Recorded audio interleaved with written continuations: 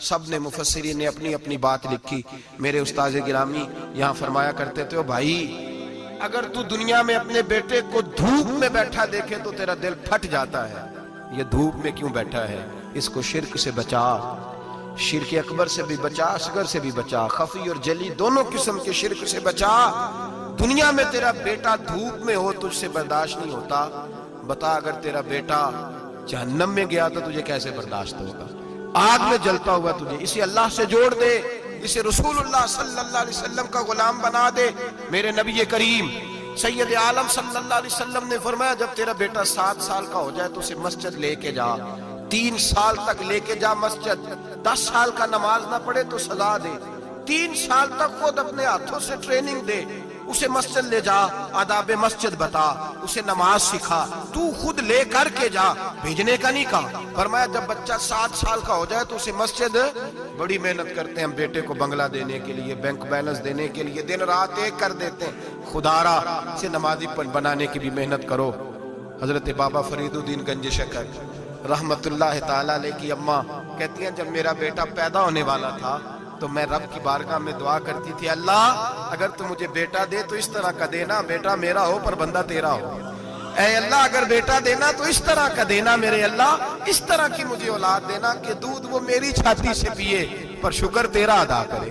اے اللہ اگر بیٹا دینا تو اس طرح کا دینا کہ قوت روٹی روزی وہ زمین پہ کھائے لیکن اسی زمین پر وہ تیرے دین کا سپاہی بھی بنے, وہ مجاہد فی سبیل اللہ بھی بنے.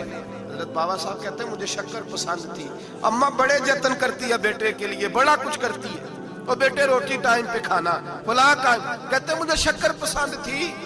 میری اماں سردیوں کے ٹھنڈے موسم میں اٹھ کے میرے لیے پانی بھی گرم کرتی, مصلی بھی بچھاتی, اور پھر ایک پڑیا شکر کی بنا کے میرے مصلی کے نیچے بھی رکھتی. کہتی بیٹا نماز پڑھیں تو اللہ شکر دیتا ہے. آپ فرماتے ہیں میں روز نماز کی 5 نمازوں کے وقت مصلی اٹھاتا تو پڑیا شکر کی ملتی. سکول اور مدرسے کے میں اپنے کلاس فیلوں کو بھی کہتا نماز پڑھو بڑی پیاری شکر ملتی ہے. کہتے ہیں میں روز شکر کھاتا.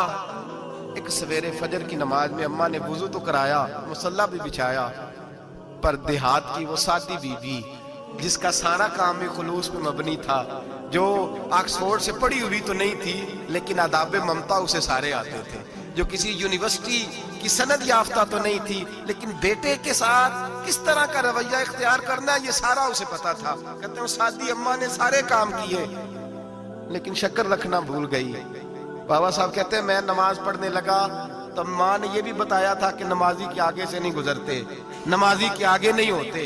اب اماں کہتی ہے میں مجبور ہوں, درس بھی میں نے دیا ہے, بھول گئی ہوں, اب شکر رکھنے جاؤں گی تو پردہ کھل جائے گا. ایک کونے میں لگ کے ماں روئی, بیٹے کی شفا کے لیے نہیں, بیٹے کی نوکری کے لیے نہیں, بیٹے کے اچھے مستقبل کے لیے نہیں, ماں روئی, آنسو بہے تو کہتی کیا ہے, اے اللہ میں اسے اپنے آگے جھکانے کو جتن تھوڑی کرتی تھی, تیرا بنانے کے جتن کرتی تھی. اے اللہ مہربانی فرما میری پردے داری کر, اگر راز کھل گیا تو میرا فرید نماز نہ چھوڑ جائے.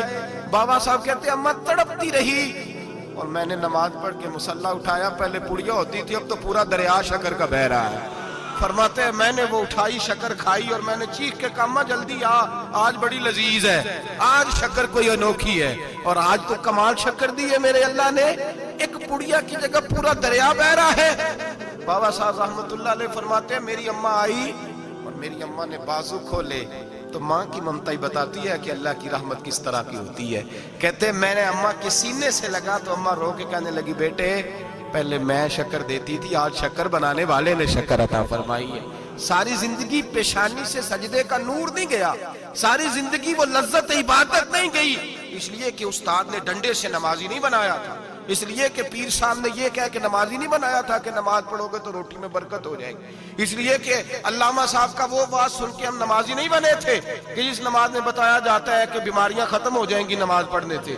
اماں نے رب سے جوڑنے کے لیے نمازی بنایا تھا. ساری زندگی بابا صاحب کہتے رہے اٹھ فریدہ ستے آ, چاڑو دے مسیح, چل ہن اٹھ فریدہ ستے آ, چاڑو دے مسیح, او تو ستے ہے رب جاگدا, तेरी डाढ़े नाल परीत। सारी जिंदगी नमाज का, नमाज की ट्रेनिंग देना, अपने बच्चों को अपने रब से जोड़ना, अपने बच्चों को अल्लाह के साथ उनका ताल्लुक बनाना, उनको रब वाला बनाना, उन्हें रसूल पाक का गुलाम बनाना, ये ड्यूटी है माँ बाप की। एक बहुत बड़े मुहद्दिस हैं, इतने बड़े मुहद्दिस हैं कि मेरे नबी करीम की मस्जिद नबवी में वो हदीस के उस्ताद रहे। हजरत रबिया बिन अब्दुर रहमान नबी पाक की मस्जिद नबवी में हदीस के उस्ताद हुए। और हजरत हसन बसरी जो जनाब अली के शागिर्द हैं, वो भी हजरत रबिया के शागिर्द हुए।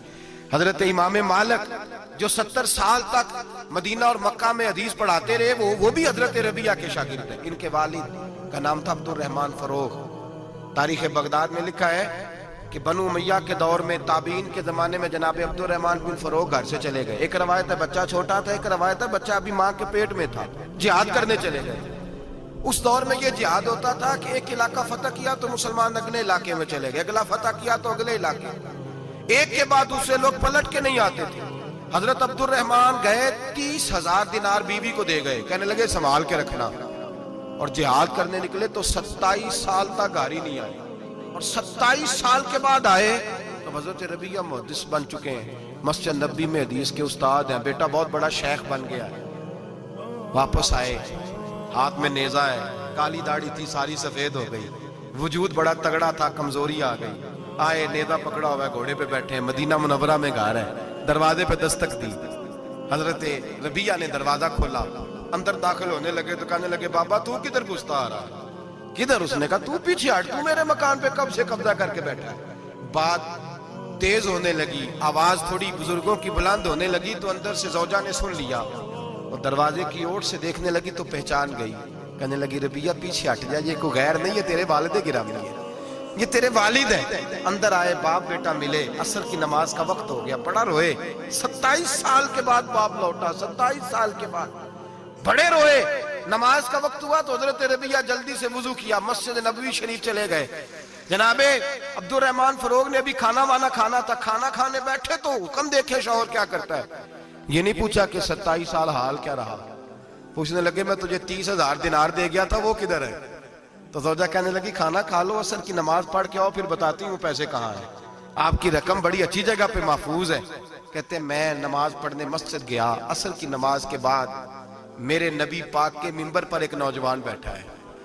घर में तो उनका अंदाज टोपी पहनने का था ना, सादे आम लिबास में, मस्जिद नबी में जुब्बा पहना है, सर पे इमामा है, खूबसूरत लबो लहजे में रसूलुल्लाह के मिंबर पर बैठकर, नबी पाक के मिंबर पर बैठकर, पता नहीं आपको इस बात की लज्जत नसीब हो रही है कि नहीं, आम जगह नहीं, नबी पाक के हुजूर के मिंबर पर बैठकर नबी पाक की हदीसें सुना रहे हैं, इतना बड़ा मुकद्दर।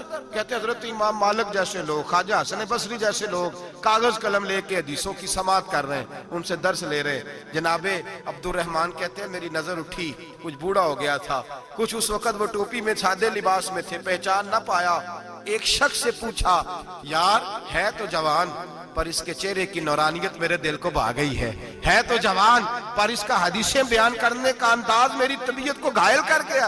ये कौन है जो नबी पाक की मस्जिद में बैठ के हदीसें बयान कर रहा है? तो कहते इमाम मालिक कहने लगे बाबा जी चुप कर जाओ, हमारे उस्ताद के बारे में ऊंचे लबो लहजे में बात ना करना, देखते नहीं कितने कितने लोग बैठे हुए खामोशी से। तो मैंने कहा मुझे भी तो बता दो ना है कौन? तो कहने लगे कोई अब्दुर रहमान फरोग नाम के बुजुर्ग हैं, ये उनके बेटे हैं, रबिया नाम है। कहते हैं जब लफ्ज कहे तो मेरे आंसू छलक के बाहर आए और मैं हुजूर की मस्जिद में गिर गया और रोने लगा कि यहाँ और मेरे रसूल पाक सैयद आलम सल्लल्लाहु अलैहि वसल्लम के मिंबर पर और मेरा बेटा। कहते मैं तड़प के घर गया और घर जाके मैंने अपनी बीवी को जब देखा तो मेरे आंसू निकल गए। मेरी बीवी समझ गई कि ये मेरे मुहद्दिस बेटे को देख आया है। कहते हैं बीवी रो के कहने लगी मैंने आपके 30,000 दिनार आपके बेटे को मुस्तफा करीम की हदीस का उस्ताद बनाने में खर्च कर दिए। मैंने वो 30,000 दिनार खर्च कर दिए, 30,000 दिनार आपका बेटा मैंने।